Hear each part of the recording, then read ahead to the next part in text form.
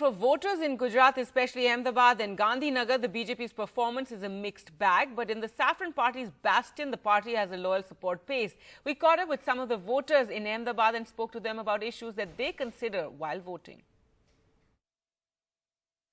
Ahmedabad is now buzzing with politics in election season as the Gandhinagar constituency's candidate, BJP President Amit Shah, has filed his nomination.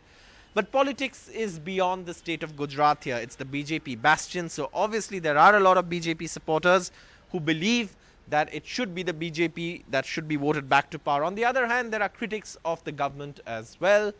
As a citizen, have they delivered? I think yes, they have delivered. And one of the classic examples I would say is the bullet train. In the last 70 years, no one from Congress ever thought of initiating a bullet train. What about you? Do you think they've delivered? Yeah, they have delivered a lot of steps which have taken in economic sense, business sense also. They have enacted so many acts which are helpful for businesses. So these are all national issues. Yeah. For the people of Ahmedabad, they have introduced bullet train. The rural economy doesn't seem to be as pleased with the BJP as the urban centers are. Would you agree? Yes, I would agree to that.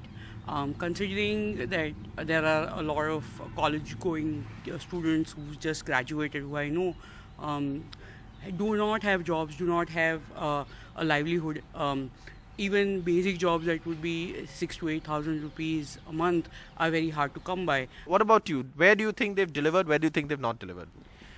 In terms of delivery, there are a few areas which possibly the branding of the country has been much stronger in Modi's reign. International diplomacy. I'm not sure about diplomacy, but at least branding of the country.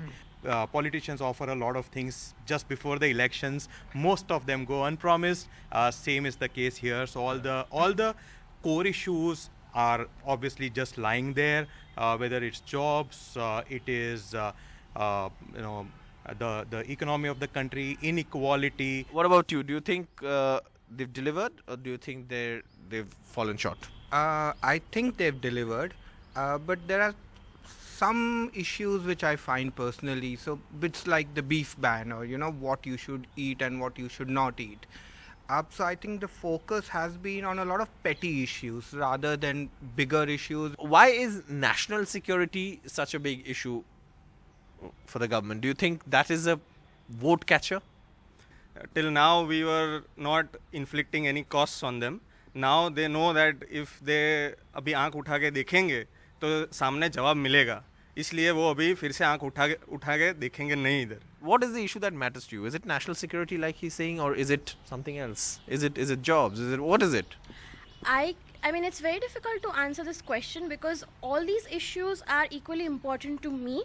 But I feel that the take on national security was very much needed since the previous government had not done enough to address these issues. You feel that there is a leadership gap, second-rung leadership gap. Do you feel that is an issue?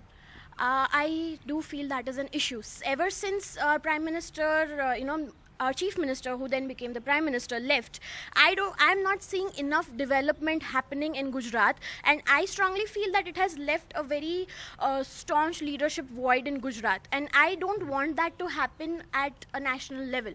Yeah, well, at the outset, let me start with a caveat that I'm neither a blind supporter of the government nor a blind hater.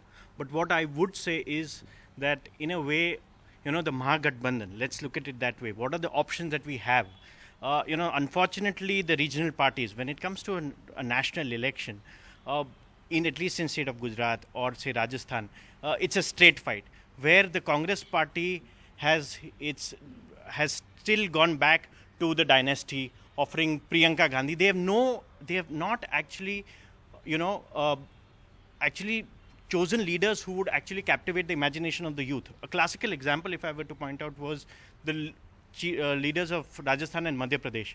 When as a youth, I would have loved to see a Sachin Pilot or a Jyotiraditya Scindia to be anointed as CM. The only thing that I think that they are not delivered on is corruption. They should have done something to the Gandhi family. They should have been behind bars by now. Does anybody want to counter that? Is there? I mean, or should you?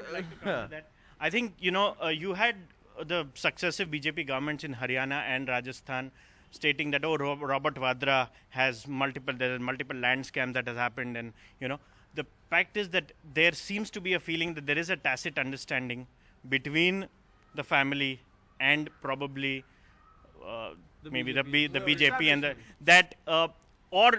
the only logical explanation would be that there would be a sympathy wave, which again, prior to Priyanka Gandhi joining politics, there wouldn't have been a sympathy wave in favor of the Congress. I think we've got a whole host of views here, some very strong views as well, and it's always nice to have strong views in politics because perhaps that's what politics is all about. In Ahmedabad, with camera person Praveen G. Rohit, Saurabh Gupta, NDTV.